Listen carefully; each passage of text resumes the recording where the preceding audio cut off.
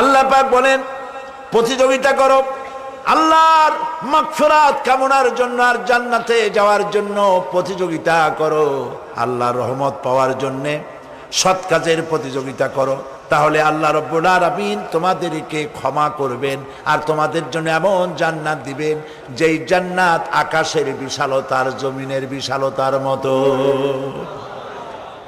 এই বিরাট জান্নাত তোমাদেরকে দিবেন। এই জান্নাত চিরস্থায়ী সুখ এবং শান্তি জায়গা হবে।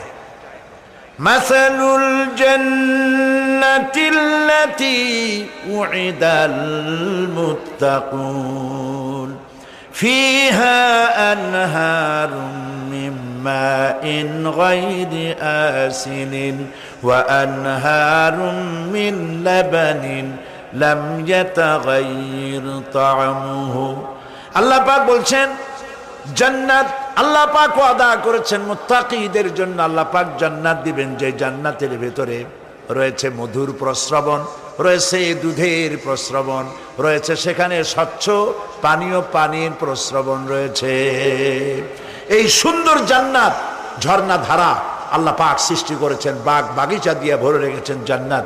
সেই জান্নাত হবে এয়ার কন্ডিশন, রৌদ্রের তাপ হবে না সেখানে, রৌদ্রের খরতাপ হবে না সেখানে, ঠান্ডার প্রচন্ডতা থাকবে না।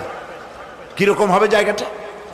আল্লাহ পাক বলছেন মুত্তাকিনা আলাল আরাইকি লা ইয়ারাউনা ফিহা শামসান ওয়ালা জামহারিরা ওয়া দানিয়াতান আলাইহিম